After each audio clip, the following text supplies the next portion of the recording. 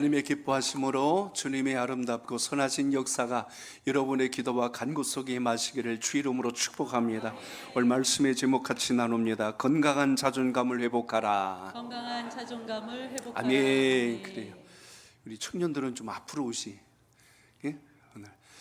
오늘 아침부터 우리 임 목사님 그냥 우리 청년들은 오늘 찬양합니다 하고 이렇게 막 준비하고 열심 내는 걸 보니까 참 귀하고, 또 아니나 다를까 오늘 찬양하는 걸 보니까 참 은혜롭고 하나님께 큰 영광을 돌려줘서 감사해요.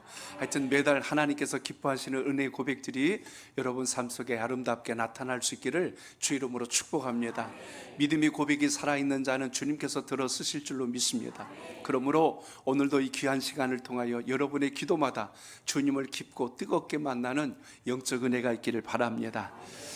대유리 문답, 소유리 문답이라고 우리 신앙의 가장 기본이 되는 것을 교리로 정리한 말씀이 있는데요, 거기에 첫 번째 교리가 있습니다. 첫 번째 질문이 뭐냐면, 사람의 첫째 되는 목적이 무엇이냐, 사람이 첫째 되는 목적이 무엇이냐라고 물었습니다. 그 물음의 대답이 무엇이냐면, 사람의 첫째 되는 목적은 하나님을 영화롭게 함과 영원토록 하나님을 온전히 즐거워함이라 라고 되어 있어요. 영원토록 하나님을 즐거워하라. 그러니까 오늘 예배는 뭐가 되어야 되냐면 하나님을 즐거워하는 예배가 되시길 축복합니다. 예배로, 찬송으로, 기도로, 말씀으로 여러분의 심령이 새롭게 깨어지고 일어날 수 있는 소중한 기회가 되시기를 바랍니다. 그렇기 때문에 오늘 주님 앞에 예배하는 자는 전심으로 예배하는 영적인 결단이 날마다 살아있기를 축복합니다. 그러므로 예배하는 자의 마음이 어때야 돼요? 마음과 생각 뜻이 오직 주님을 향하여 집중되었을 때 거기서 주는 능력이 여러분을 살리고 깨운다는 것을 잊지 않길 바랍니다. 내가 원하는 사람에게 전화를 하고 싶어도 번호가 틀리면 엉뚱한 대로 연결이 되는 거예요. 주파수가 맞지 않으면 아무리 그 신호를 받고 싶어도 받을 수가 없듯이, 오늘 이 시간 예배를 드릴 때 여러분의 마음이 전심으로 주를 향할 때 하나님의 가장 기뻐하심이 여러분 삶 속에 아름답게 증거되는 은혜가 있기를 바랍니다. 예배를 잘못 드리는 이유 중에 하나가 뭐냐면 하나님이 어떤 분이신지 모를 때 그러는 거예요. 하나님과 여러분과의 관계가 아름답게 연결되고 소통되면 드리는 예배로 인하여 여러분의 심령 속에 감동과 감격과 역사가 있을 줄로 믿습니다. 사람이 사랑하면요 서로 심장이 뛰게 돼 있어요. 근데 짝사랑하면 한쪽만 뛰거든요. 상대방은 전혀 모르는데 혼자 열받고 혼자 병 걸리고 혼자 앓는다니까. 그러니까 신앙생활은 여러분 혼자 상사병 걸리면 안 되고 주님께서 주신 은혜의 영적 소통함이 우리 삶 속에 임하기를 축복합니다. 그래서 오늘 말씀을 통하여서 여러분의 신앙과 믿음이 하나님이 기뻐하시는 것을 바라보므로 여러분의 영혼이 건강해지고 자존감이 강해지는 이와 같은 역사가 있기를 바랍니다. 오늘 성경에 보면 사도 바울이 나옵니다. 사도 바울에 대한 말씀을 여러 번 우리가 나눴겠지만 오늘 본문에 보면 사도 바울도 육신으로 자랑하려면 끝이 없는 사람이었어요. 근데 오늘 바울이 자신의 옛사람과 과거를 자랑하는 사람이 아니고 예수 그리스도를 만난 이후에 자기의 삶을 자랑하고 증거했던 것처럼 여러분의 영혼이 건강해지려면 예수 그리스도로 인하여 강해지는 역사가 있기를 바랍니다. 그렇기 때문에 주님 만난 감격이 있으려면 어떻게 해야 돼요? 바울도 하나님 만난 사람이에요. 근데 예수님이 어떤 분인지를 몰랐어요. 주님을 만나고 나서 그의 생각, 그의 가치관, 그의 행동의 변화가 일어났다면 오늘 이 귀한 예배를 드리면서 믿음의 산소망이 살아있길 축복합니다. 오늘 이 8월달 마지막 금요일 예배 드릴 때 청년부에 와서 요청했어요. 목사님, 마지막 주 금요일은 우리 청년분들이 앞으로 찬양할 텐데요, 그날은 청년분들에 향해서 좀 이렇게 메시지가 좀 맞게 해주셨으면 좋겠습니다 하고 협박을 했어요. 그래서 제가 압력을 받고 하나님께 기도하고 오늘 그 메시지를 준비했어요. 그래서 앞으로 오라는 거예요. 청년들이 그렇게 준비시켜 놓고 본인들은 뒤로 나가 자빠져 있으면 안 되잖아. 우리 하나님의 사람들은 언제나 믿음의 자리에서 더 강한 영성이 살아있길 축복합니다. 그래요. 네, 마지막 주 금요일마다 제가 기도 많이 할 거예요. 우리 청년분들 이렇게 또 찬양하는 게 이제 한 주가 두 주가 되고 두 주가 세 주 되게 하시고 하나님의 역사가 일어나길 축복합니다. 인생 살아보니까 여러분, 하나님 앞에 똑바로 선 사람들이 쓰임 받더라고요. 예배 앞에 바로 서 있는 사람을 하나님이 들어 쓰시더라고요. 내가 아무리 똑똑하고 재능 많아도 하나님이 붙들어주는 사람이 쓰임 받는 거지, 그렇지 않으면 자기 잘난 맛에 가다가 결국 엄한 길로 빠집니다. 그래서 저는 이 청년부를 또 타켓을 위해서 말씀도 전하지만, 우리 교우 여러분들도 오늘 말씀을 통해서 다시 한 번 더 주님 주신 역사가 살아있길 바랍니다. 자, 예수님을 알고 나면 어떤 변화가 일어날까요? 사도 바울을 보니까 3가지 변화가 일어났어요. 그 중에 첫째가 뭐냐면, 저를 따라합니다. 생각이 달라져야 합니다. 생각이 달라져야 합니다. 예수님을 인격적으로 제대로 만나면 여러분, 생각이 달라지게 돼 있어요. 신앙생활을 한다고 하는데 대화 나눠보면 이 사람이 인격적으로 주님을 만났는지 아니면 그냥 자기 생각으로 주님을 따라가고 있는지 느낄 수 있습니다. 바울의 오늘 서신들을 쭉 보십시오. 바울이 건성으로 주님 만난 사람 아니에요. 그는 자기의 영으로, 심령으로 온 마음을 다하여 주를 만난 사람인데, 그 주를 만난 사람들은 하나같이 제일 먼저 이 생각, 가치관이 달라졌다는 걸 우리가 볼 수가 있습니다. 아마 이야기를 제가 몇 번 드렸을 겁니다. 아주 멋진 자전거가 있는데 굉장히 비싼 거예요. 어떤 사람이 길에서 그 자전거를 막 닦고 있는데 지나가는 아이가 그걸 보고 호기심으로 바라봤는데, 애가 봐도 이거는 보통 자전거 같지가 않아요. 어마어마하게 비싼 것 같아요. 부러워가지고 눈을 동그랗게 뜨고 쳐다보고 있는 거예요. 그러더니 그 아이가 묻는 거예요. 아저씨, 이 자전거 비싸지요? 하고 물어본 거예요. 그랬더니 그 막 닦으면서, 불면서 닦으면서 이렇게 이야기를 하는 거예요. 아, 그럼 이 자전거 있잖아, 우리 형님이 내게 사준 거다 하고 이렇게 자랑을 했어요. 그 이야기를 듣자 이 아이가 뭐라고 그러면 이렇게 이야기하는 거예요. 나도 하고 이러는 거예요. 자, 문제. 나도란 말 다음에 들어갈 문장이 뭘까요? 우리 청년들 중에 누가 한번 대답해 봐요. 예? 누구? 우리 고경아 청년 얘기해 보세요. 오케이. 박수 한번 쳐줘요. 네, 그래요. 처음 생각할 때 나도 그런 자전거 누가 사줬으면 좋겠다 하고 생각하는 게 일반적인 생각일 거예요. 근데 무슨 생각을 했냐면, 이 아이가 이런 생각을 하는 거예요. 나도 그런 형이 됐으면 좋겠어요. 그런 형이 됐으면 좋겠어요. 내가 사랑하는 내 동생이 있는데 나도 내 동생에게 그런 자전거 사줬으면 좋겠어요. 같은 걸 봤는데 누구는 누가 나 안 사주나 하고 이렇게 기대하는 사람이 있고, 어떤 사람은 내가 누구에게 저런 걸 사줄 수 있는 사람이 되어야 되겠다. 같은 걸 봤는데 뭐가 달라요? 생각이 다른 거예요. 예수님을 만나도 주님 왜 내게 복을 안 주세요 하고 이것 때문에 원망하는 사람이 있고, 주님 제가 주의 나라를 위해서 마음껏 쓰고 나누고 베풀 수 있는 그런 하나님의 사람이 되게 하옵소서. 이렇게 비전과 기도의 용량이 커지는 역사가 있길 바랍니다. 말은 안 했지만 어떤 사람은 종직그릇 같은 거라고 주여 복을 폭포수같이 부어주시옵소서 하고 이렇게 기도를 해요. 거기다 폭포수같이 부어주면요 종직그릇 깨져버립니다. 그러나 믿음의 그릇을 넓게 하고 하나님이 나를 통하여 역사하실 걸 소망한다면 거기서 일어날 놀라운 주님의 기적을 보는 믿음의 안목과 통찰이 있길 바랍니다. 이제 조금 유행이 지나가는 것 같은데, 한동안 우리 청년들이 MBTI 이야기를 많이 했어요. MBTI 이야기 많이 하는데 아무리 별 얘기 다 해도 또 옛날 세대 얘기하면 안 되겠지만 우리 혈액형만큼 정확한 게 없어요. 우리 한주 청년이 그러면 뒤집어져요. 제발 그런 얘기 하지 말라고. 근데 MBTI를 딱 보면요 거의 둘 중에 하나예요. 하나는 F, 감성형, 감정형이, 또 하나는 T, 이성형이 있어요.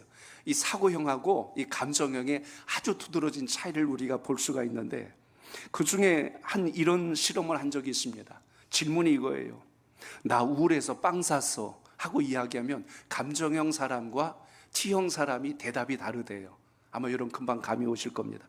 어떻게 반응하는지를 봤는데 실제로 연예인들한테도 아마 이걸 물어본 것 같아요. 그랬더니 거기서도 F형과 T형이 딱 구별이 됐어요. 물어봤더니 이렇게 대답을 하더래요.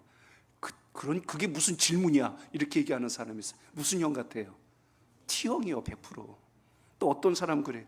아니 우울한데 왜 빵을 사? 그러더라는 거예요. 무슨 형이요? T형이요. 근데 F형은 그렇게 대답 안 해요. 가장 감동을 준 대답은 이렇게 대답을 합니다. 커피랑 먹을래? 우유랑 먹을래? 하고 이렇게 이야기해요. 벌써 마음이 막 움직이잖아요. 그렇게 얘기해 주면. 그러니까 이렇게 다르다는 이야기입니다. 근데 제가 놀란 게 뭐냐면 챗 GPT에게 물어본 거예요. 뭐라고 하는, 나 우울해서 빵 샀어 하고 질문했어요. 그럼 이 AI는 뭐라고, 인공지능은 뭐라고 대답을 했을까? 제가 이렇게 대답한 걸 그대로 제가 가지고 왔어요. 한번 들어보세요. 마음이 좀 무겁게 느껴지셨군요. 빵을 사신 건 작은 위로를 찾으신 거라고 생각해요. 어떤 빵을 고르셨나요? 이렇게 얘기해요. 자, 따라합니다. 사람보다 낫다. 한번 따라해요. 사람보다 낫다. 그러니까 자꾸 요즘 젊은 세대들은 이제 AI에게 물으려고 자꾸 그런 마음들을 갖습니다. 공감 능력이 많아야 소통이 잘 이루어지는데 이게 안 되면 소통이 잘 안 돼요. 기도도 마찬가지입니다. 하나님과 소통할 수 있는 기도가 살아길 바랍니다. 내 생각만 쏟아놓고 일방통행하다가 집에 가지 말고, 주님은 나에게 무엇을 원하시는가? 주님은 나에게 어떤 것을 원하시는가? 오늘 그걸 발견할 수 있는 믿음의 지혜가 있기를 축복합니다. 그러므로 생각이 변할 때 우리의 인생과 삶이 얼마나 달라질 수 있을까? 언어는 생각에서 나오지 그냥 입에서 쏟아져 나온다고 언어가 아니거든.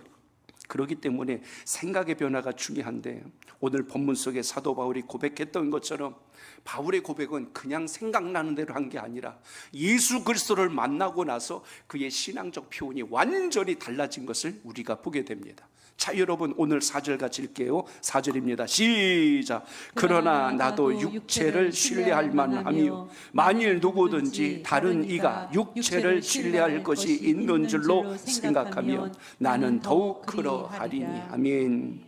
오늘 이 표현이 무엇이냐면, 내가 육체적으로 내 삶에 있는 것을 가지고 내 스펙을 가지고 자랑하려면 너희들 못지않다, 지금 그 이야기 하는 거예요.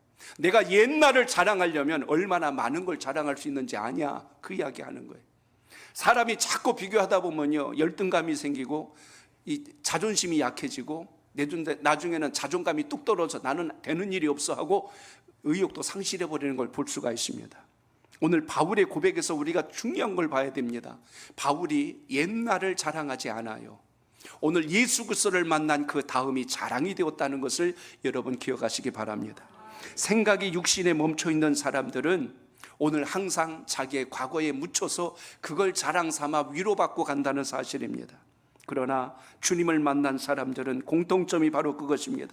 주님을 만났기 때문에, 주님으로 인하여서 자신의 미래가 주로부터 열려질 것을 기대하고 살기 때문에 항상 믿음의 양심도 우리의 영성도 날마다 담대해져 간다는 것을 잊지 않길 바랍니다. 그렇기 때문에 오늘 말씀의 가장 큰 전환점은 7절을 기점으로 전과 후가 달라요. 그래서 7절의 시작을 보면 그러나라고 되어 있어요. 내가 자랑하려면 이런 것들을 자랑할 수 있지만 그러나 하고 이렇게 넘어가는 것을 우리가 볼 수가 있습니다. 그럼 바울이 옛날에 자랑할 만했던 게 뭐가 있었을까요? 오늘 본문에 보면 한 몇 가지가 나오고 그 중에 첫째가 뭐냐면 자신을 이야기할 때 뭐라고 그랬어요? 여러분 5절 볼까요? 5절입니다. 시작. 나는 8일 만에 할례를 받고 이스라엘 족속이요 베냐민 지파요 시브리인 중에 시브리인이요 율법으로는 바리새인이요. 아멘. 지금 한 절 속에 자랑이 한두 가지가 아닙니다. 나는 8일 만에 할례 받았다, 이거 자랑하는 겁니다.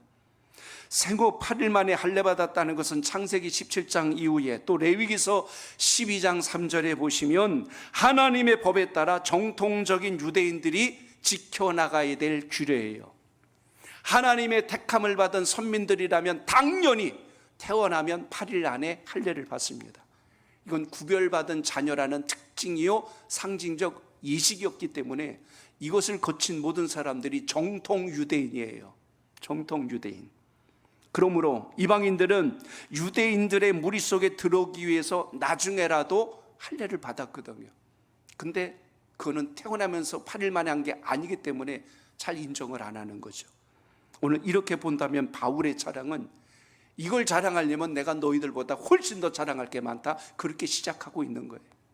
우리도 자랑할 거 없으면 자꾸 뭐 해요? 족보 이야기합니다. 내가 무슨 집 몇 대 손인데 하고 이야기해요. 몇 대 손이 돼서 지금 어떻게 하고 있는데, 몇 대 손은 그렇게 살았는데 지금 어떻게 사는데, 근데 나는 그렇지 않은데 자꾸 몇 대 손만 이야기. 무슨 뭐 충물 뭐 유수공판 뭐 몇 대 손이고 막 이야기해서 족보가 찬란해요. 근데 지금 보면 이 사람은 아무것도 아니요. 그거하고 나하고 무슨 상관이요? 같은 피라면 같은 뭘 하고 있으면 몰라도 하지도 않으면서 과거를 자랑하고 있다면 그것은 여러분 아니라는 이야기입니다. 오늘 우리의 자랑이 옛날이 아니고 주님을 만남으로 인하여 여러분의 삶 속에 변화가 있음을 기억하는 은혜가 있길 바랍니다. 바울이 또 내가 만약에 자랑하려면 나는 이런 것도 자랑한다. 뭐예요? 나는 이스라엘 족속이라고 오늘 기록되어 있어요. 여기 이스라엘 족속이라고 하는 건 이스라엘 민족 출신, 하나님이 택한 선민 출신이다라고 하는 자신의 신분에 대한 자랑이 대단한 겁니다. 전 세계적으로 제일 심각한 것 중 하나가 인종차별이에요. 아시아인이 아메리카 대륙으로 건너면 백인들에 의해서 차별을 받습니다. 근데 우리나라도요, 동남아 쪽에서 면 이상하게 또 차별하려고 그래.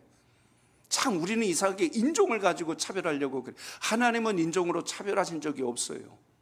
근데 우리는 자꾸만 뭔가 좀 다른 것을 가지고 자랑하고 싶어하고 우월감을 갖고 싶어하는 바로 이런 어떤 성향들을 가지고 있습니다. 바울도 만약에 자랑하려면 내가 이스라엘 정통 족속이다라고 자랑할 수 있었다, 지금 그 이야기를 지금 하고 있는 겁니다. 거기에 한 가지 더 얹는 게 뭐냐면 나는 베냐민 지파 사람이다라고 자랑하는 거예요.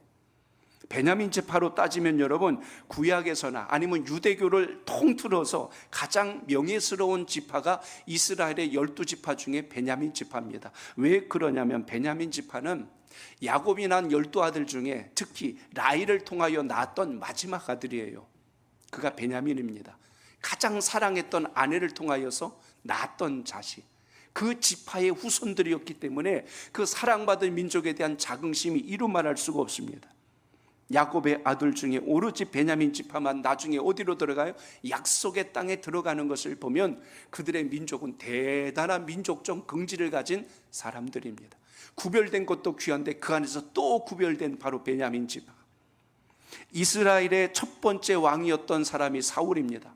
물론 그의 말로가 아름답지 않게 끝나긴 했지만 초대 왕으로 세움받았다는 이 긍지 또한 대단합니다. 우리는 첫 번째 왕이 있는 왕가다라고 그걸 자랑할 수 있는 게 오늘 여기 베냐민 지파입니다.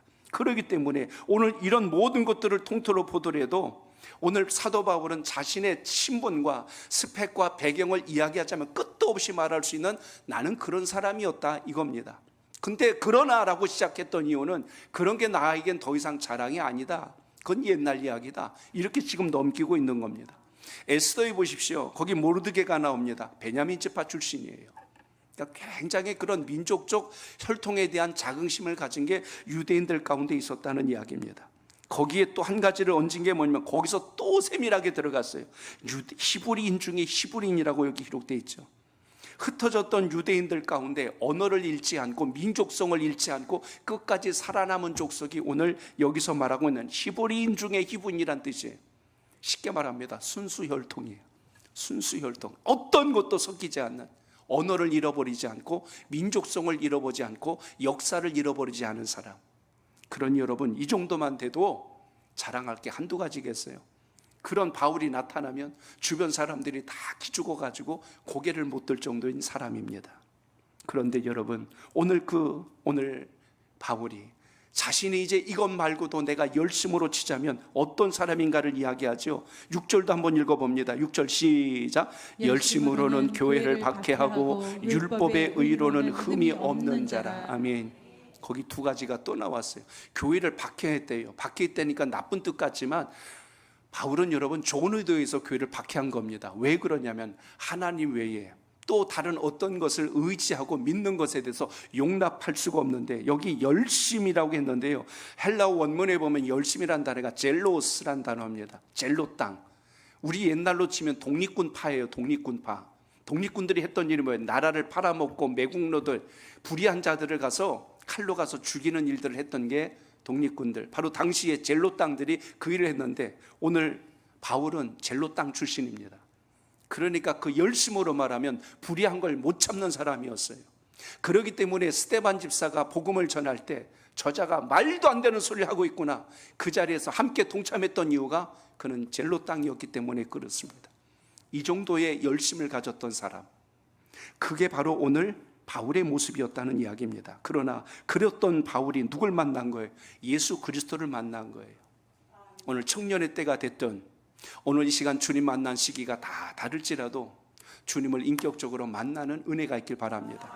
그때부터 여러분의 인생과 신앙에 놀라운 변화가 시작됨을 잊지 않길 바랍니다. 오늘 주님을 만남으로 인하여 생각이 바뀌었다는 것을 우리가 바울을 통해서 보는 겁니다. 예수님 만나고 나니까 옛날 게 자랑이 안 되는 거예요. 그러니까 여러분, 주님 만나고 나면 나의 과거나 내 지금 있는 것을 자랑하지 말고 주님을 자랑하는 은혜가 있길 바랍니다. 내 집이 얼마나 몇 평인지 알아? 내가 얼마나 지금 우리 애가 얼마나 똑똑한 영재인 줄 알아? 야, 내가 지금 뭘 얼마나 잘하는 줄 알아? 이런 것이 이제 우리의 자랑이 아니고, 우리의 진짜 자랑은 오직 예수 그리스도 주님 안에서 주신 은혜가 자랑되시길 바랍니다. 그 집은 연봉이 얼마래? 이런 거 자랑이 아니고, 오늘 주님 만났기 때문에 뭐가 달라졌는지, 이게 본질이 되는 은혜가 오늘 이 시간 예배드리고 기도하시는 여러분의 마음속에 있길 바랍니다. 이걸 놓치게 되니까 우리는 자존감도 떨어져 있고 비교에 의한 열등감 속에서 벗어나지를 못해요. 청년이 인생이 완성된 시기가 아니잖아요.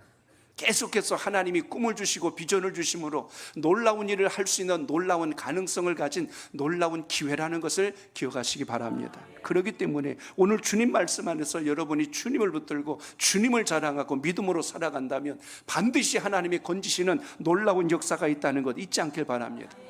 제가 지난 주일에도 말씀드렸어요. 목장 예배 드릴 때, 패밀리데이 모임 가질 때 꼭 예배 드리시고 그 시간에 꼭 주님의 말씀으로 교제를 나누세요. 이 말씀 드렸습니다. 교회 공동체 이름으로 모이는 자리는 주님 자랑하는 시간이에요. 내가 만난 주님을 자랑하는 시간이 꼭 되시길 바랍니다. 다른 얘기 하지 마세요. 그래야 주님을 만나고 그 은혜가 함께 전달돼서 그 모임과 공동체가 건강해진다는 걸 잊지 않길 바랍니다. 세상 자랑은 세상 사람들 하는 거예요. 바울이 자기 자랑하려면요, 날이 새도 끝이 없는 사람이에요. 근데 그러나 라고 이야기하는 게 뭡니까? 그런 건 더 이상 나에게 자랑이 아니라는 거예요. 그러므로 오늘도 주님의 진정한 자랑이 있기를 바랍니다. 사업을 해도 주님을 자랑하기 위해서 하시기 바랍니다. 장사를 해도 주님을 자랑하기 위해서 하시기 바랍니다. 공부를 해도 내가 어떻게 주의 이름을 높일까를 놓고 자랑하시길 바랍니다. 운동을 해도 마찬가지예요. 예수님 자랑 되셔야 된다니까. 오늘 낮에 제가 오늘 권사님을 만났어요. 전도하기 위해서 열심히 운동해요. 그래서 줌바 댄스를 하신대. 그래가지고 지금 4명 지금 계속 교제하고 있대요. 제가 이름은 되지 않겠지만 고희정 권사님 4명 맞죠? 네, 맞아. 4명 계속 지금 전도하고 계세요. 젊은 세대들을 만나가지고 임신한 가정, 애 둘 딸린 가정 다 지금 30대 40대 초반 지금 막 그냥 전도하려고 얼마나 열심히 한지 몰라요. 오늘 여러분, 우리의 신앙이 언제나 주님이 자랑되고 주님이 여러분에게 소망 되시길 축복합니다. 수요예배 때 그 빌 게이츠 그분의 영상을 좀 잠깐 보고 많은 생각을 했어요. 전 세계 부자입니다. 140조를 이미 기부했고 280조를 45년도 2045년도까지 기부하려고 준비하고 있어요. 그 240조라 너무 크니까 저는 정치는 280조가 되는 금액은 빌 게이츠 전 재산의 99%입니다. 그걸 다 기부하기 위해서 그렇게 준비하고 있대요. 그것이 어떻게 가능했을까? 부모님의 신앙이요. 그게 그대로 그 속에 들어왔어요. 부모님의 가르침입니다. 그걸 그대로 해요. 많이 가진 만큼 그만큼 책임과 의무가 따르는 것이다. 부모님의 평상시의 가르침이었고 그걸 그대로 받아들였어요. 오늘 여러분 세상에서 여러분이 재물이 많건 여러분이 세상에서 재능을 가졌건 하나님의 영광을 위해서 선용할 줄 아는 믿음의 지혜가 있기를 바랍니다. 빌 게이츠가 하는 말들을 좀 제가 잠깐 귀담아 들었습니다. 나는 정말 운이 좋은 사람. 여러분, 운빨이 좋다고 전 세계 부자 1위로 14년을 할 수가 있을까? 근데 여러분, 그거를 나는 기회가 참 좋은 사람입니다. 좋은 사람들을 만났습니다. 회사 그 지분의 가치가 참 큰 것에 대해서 어떤 면에서 난 참 운이 좋습니다라고 이야기해요. 나는 그것을 내 자식들에게 넘겨줄 생각은 없습니다. 그렇게 이야기해요. 아이들이 그 기업을 잇는다는 것에 대해서 나는 믿op지는 않습니다. 그리고 자기 힘들로 이미 돈을 벌어서 자기 길을 찾아가야 한다고 나는 생각합니다. 그게 가진 사람들의 마인드예요. 우리 청년들에게 다시 말씀합니다. 물려받아서 부자 되기보다 하나님 주신 지혜와 명철로 승리하는 역사가 있길 축복합니다. 이삭이 아브라함 재산 물려받아서 거부가 된 게 아니고 아브라함은 유목민이고 이삭은 농사꾼이었어요.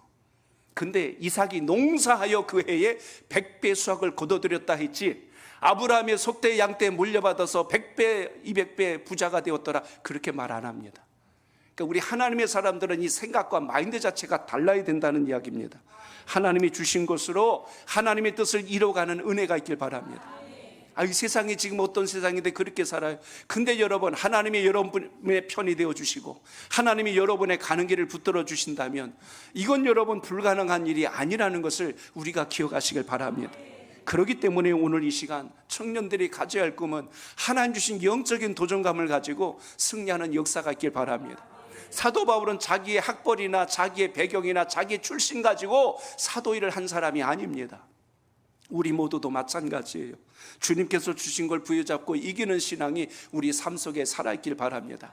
그런 마인드로 살지 않으니까 누가 나 자전거 안 사주나, 누가 나 뭐 안 해주나, 이런 식으로 살아가니까 평생 그렇게 물질을 쫓아가는 인생으로 전락해 버립니다. 그렇기 때문에 예수를 믿으면 생각만 달라지는 게 아니거든요. 저를 따라합니다. 가치의 기준이 달라져야 합니다. 가치의 기준이 달라집니다. 아멘. 여러분이 온 모든 세상의 가치 기준이 주님 기준으로 볼 수 있기를 바랍니다. 우리가 살아가는 이 세상을 보면요, 가치 기준에 따라 사람들이 움직여져 가는 걸 볼 수가 있습니다. 가치 없다고 여겨졌던 것이 때로는 가치 있는 것으로 바뀌어지니까 그쪽으로 사람들이 몰려가는 걸 볼 수가 있습니다. 어린아이들한테 어디 마트에 한번 가보세요. 막 다 경험들 한번 하셨을 거예요. 뭐 자기 마음에 드는 장난감 하나 눈에 꽂히면 뭐예요? 저거 사달라고 얼마나 조릅니까? 저거 사줘 하고 안 사주면 막 소리 지르고, 다 그런 집은 아니지만 그런 애가 있어요. 또 그래도 안 사주면 막 누워가지고 막 발버둥치고, 나 안 사주면 엄마 망신시켜준다. 말은 안 했지만 행동이 그런 거예요.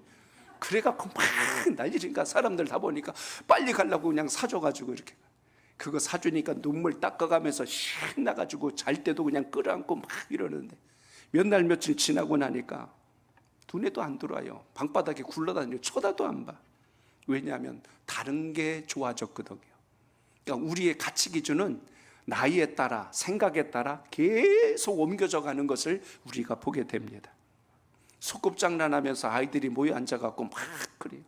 요즘은 소꿉장난도 안 해. 다 그냥 모이면 이렇게 심각하게 머리를 맞대고 전부 다 이러고 고정하는 시대고, 과거에는 여러분 모이면 다 그냥 그냥 놀이터 가서 모래 앞에서 거기서 소꿉장난하고, 소꿉장난하면 그 집 분위기 거기서 다 나오거든요. 어떤 애는 거기서 찬송하는 애가 있고, 어떤 애는 거기서 취한다 이러고 나와. 본 게 그거거든. 그러니까 그렇게 행동이 거기서 그렇게 나와요. 근데 소꿉장난 하다 보니까 거기 그냥 밥그릇으로 쓰는 게 막 빛나는 조개요. 막 빛이 나니까 그건 내가 가지게, 아니야 내 거야, 그거 갖고 싸워서 내 거야 막 이러고 하는데, 조금 있다가 엄마 가서 밥 먹으라 하고 부르니까 뭐라고 그래요? 네, 버리고 들어가서 밥 먹어요. 조금 전까지만 하면 이거 없으면 큰일 날 것처럼 그냥 서로 죽일 듯 싸우고 그랬는데, 밥을 먹어야 되니까 이젠 이건 가치가 없는 게 됐어. 다시 버리고 또 집으로 들어가요. 인생을 사는 모든 모습이 그렇습니다.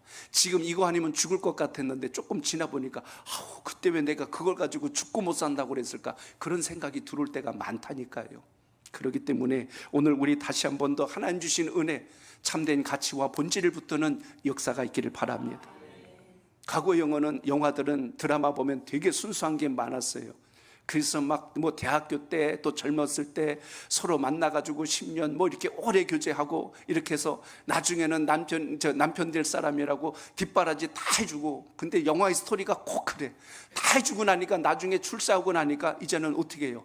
헌신작처럼 버려. 사장 딸하고 눈이 맞아가지고 이젠 그거랑 살겠다고 이제 막 마음이 뒤집어져서 아는 채도 안 해. 그동안 온 마음 다 바쳐서 헌신하고 다 뒷바라졌는데 아는 채도 안 해. 그래서 거기 가서 잘 될 줄 알았는데 체임당한 사람, 훈이란 사람하고 다영이란 친구가 있는데, 우리 다영인지는 모르겠어. 근데 그리고 나니까 내가 이대로 물러날 수는 없다. 열심히 또 공부하고 힘을 다해갖고 나중에 성공하는 사람이 되고, 그 사장 딸 붙들고 잘 될 줄 알았는데 거기 가가지고 나중에 가서 회사 말아먹고 나중에는 완전히 큰 사고를 쳐가지고 결국 감옥에 들어가 버렸어요. 그러니까 인생은 진짜를 못 알아보면 눈에 보이는 것 때문에 마음도 뺏기고 생각도 뺏기고 무너지는 상황들을 볼 때가 많다는 것입니다.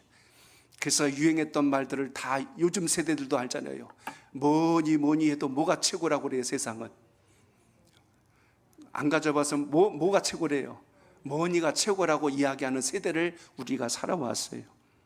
그런데 그러다 보니까 정직함은 소용없다. 사랑, 순수한 사랑 세상엔 없다. 다 사람들이 본질을 잃어버리고 아닌 것을 붙들며 쫓아가는 세상으로 전락해버리지 않습니까?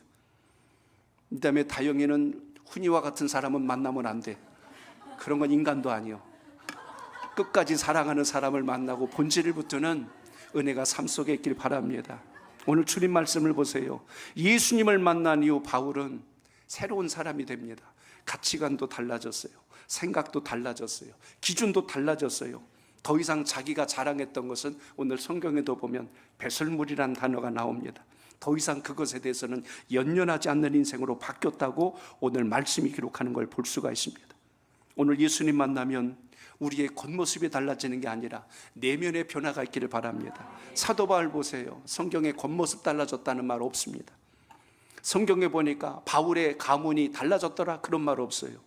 성경을 보니까 예수님 만나고 사도 바울이 부자가 됐더라 그런 말 없습니다. 예수님 만나면 외모가 달라지는 게 아니고 환경이 달라지는 게 아니고 그 사람의 배경이 달라지는 것이 아니라 주님 만남으로 인하여 내면의 가치관이 달라졌기 때문에 하나님이 기뻐하시는 곳에서 쓰임받는다는 것을 오늘 말씀을 통하여 기억하시기 바랍니다. 그게 존귀한 사람이에요. 주님 만난 기쁨이 바로 그것입니다. 사도 바울은 오늘 예수님을 만나기 전에는 예수님을 믿는 자들을 잡는 것이 그것이 하나님의 영광인 줄 알았어요. 그때까지 예수님이 어떤 분인지 몰랐기 때문에 그래요. 그런데 사도행전 11장에 다메섹으로 가다가 예수님 만나고 나서 그의 생각과 가치관이 완전히 달라지지 않습니까? 이제는 내가 복음을 위해서 사는 자로 살겠다. 이제는 주의 영광을 위해서 살겠다. 내가 가지고 있는 로마의 시민권도 율법을 따라서 할례를 받았던 모든 것도 히브리인 중에 히브리라고 하는 혈통의 자랑도 더 이상 내게는 자랑이 아니다. 이제 오로지 자신은 뭐라고 고백합니까? 오늘 8절에서 9절을 다시 읽어볼까요? 2절입니다. 시작. 또한 모든 것을 해로 여김은 내 주 그리스도 예수를 아는 지식이 가장 고상하기 때문이라. 내가 그를 위하여 모든 것을 잃어버리고 배설물로 여김은 그리스도를 얻고 그 안에서 발견되려 함이니. 아멘. 예수 그리스도 안에서 발견되는 인생이 가장 복이 있다는 걸 잊지 않길 바랍니다. 그러니까 여러분 세상 다 잃어도 주님 잃지 않으면 그 사람은 다시 일어납니다. 근데 여러분 세상 모든 거 다 가진 것 같아도 예수님 잃으면 그건 가장 큰 것을 잃은 자요.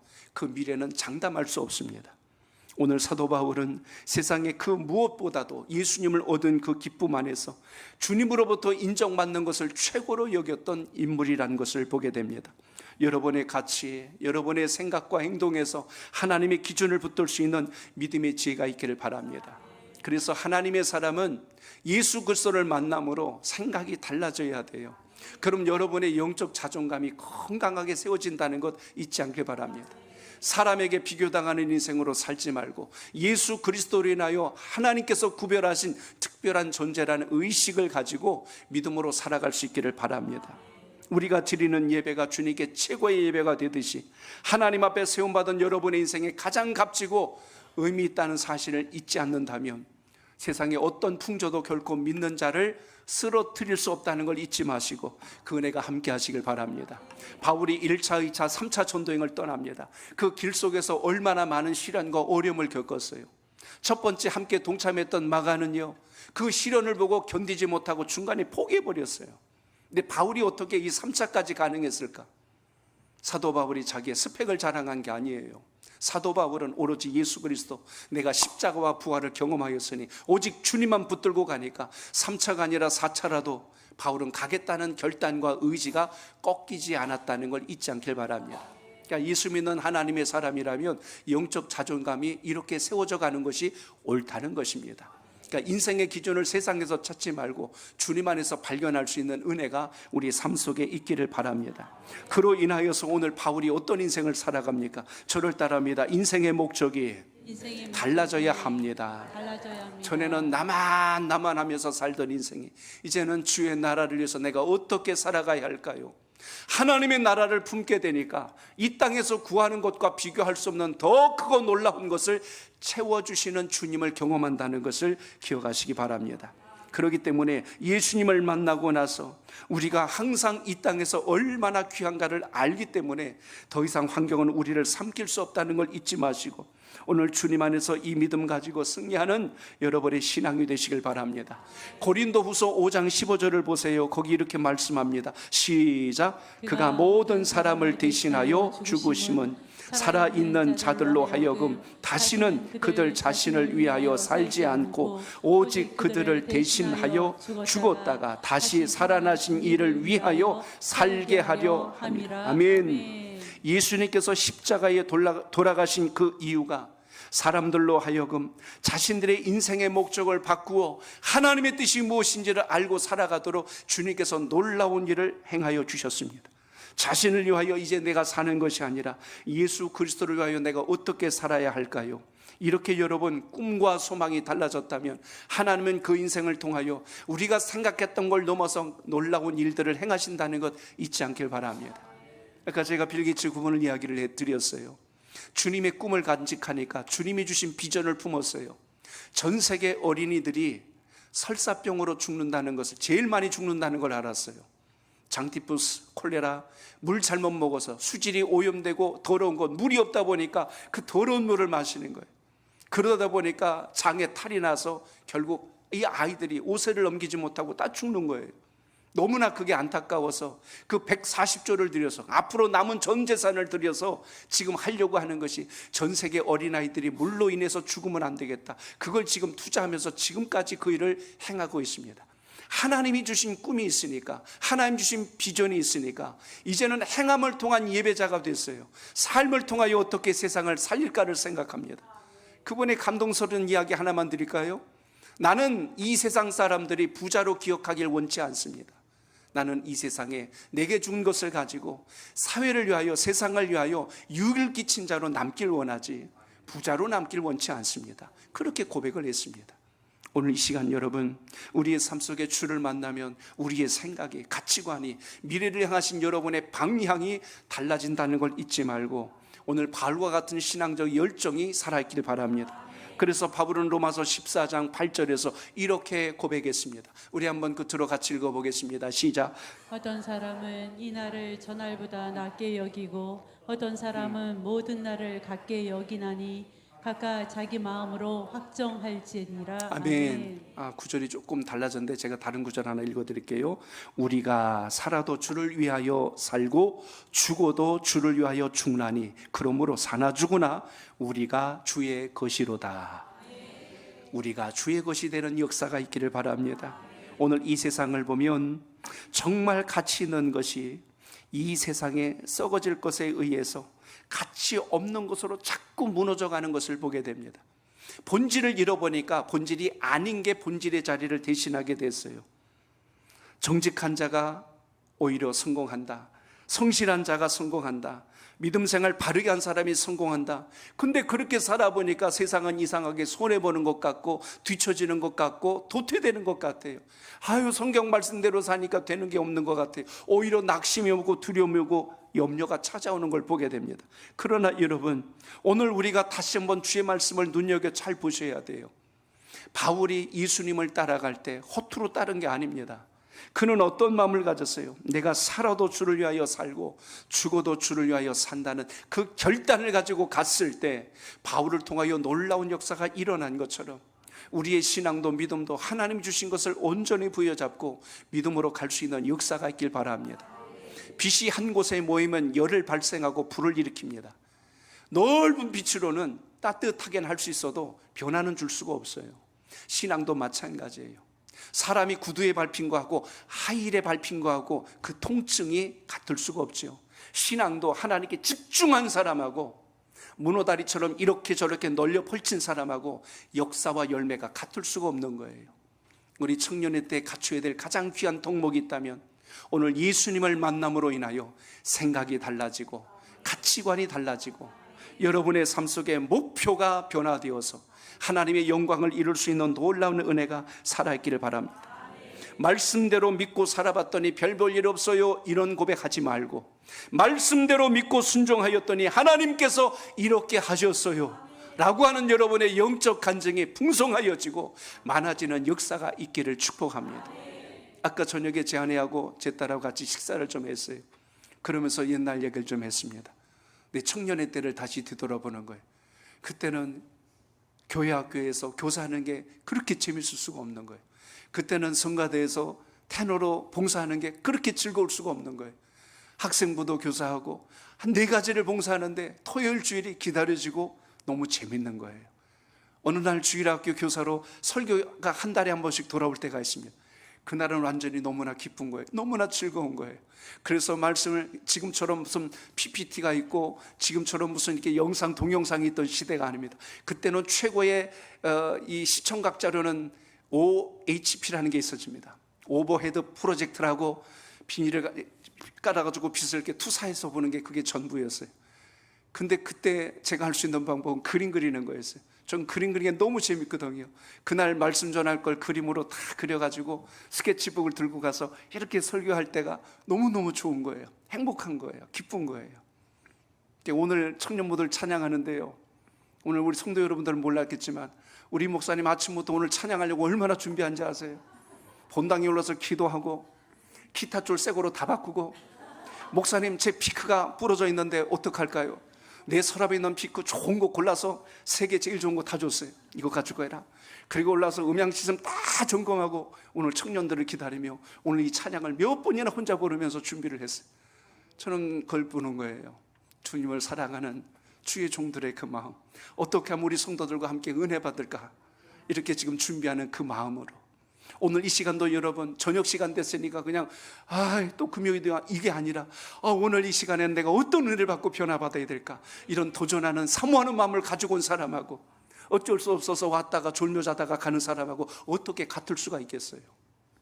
오늘 이 시간 여러분 바울의 심정을 기억하십시오. 주님을 만나면 생각이 달라집니다. 주님을 만나면 가치 기준이 달라지는 거예요. 주님을 만나면 우리의 행동이 달라지게 되어 있습니다. 오늘 그 은혜, 그 믿음 가지고 주님을 뜨겁게 경험해서 하나님의 영광을 이룰 수 있는 믿음의 사람 되시길 축복합니다.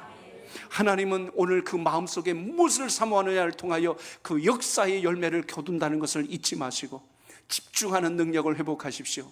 빛이 모이면 열을 내고 불을 일으키듯이, 강한 것이 송곳이 누르면 구멍을 내듯이, 여러분의 삶 속에 오늘 집중된 기도로 인하여 여러분의 인생을 역전하실 그 여호와 하나님을 경험하고 만날 수 있는 은혜, 여러분의 심장이 불붙는 마음으로 주님을 경험할 수 있는 그 은혜가 오늘 이 시간 기도하는 우리 청년들, 또 우리 교우 여러분들의 마음속에 다시 한 번 더 강력하게 일어나는 역사가 있기를 주의 이름으로 축복합니다.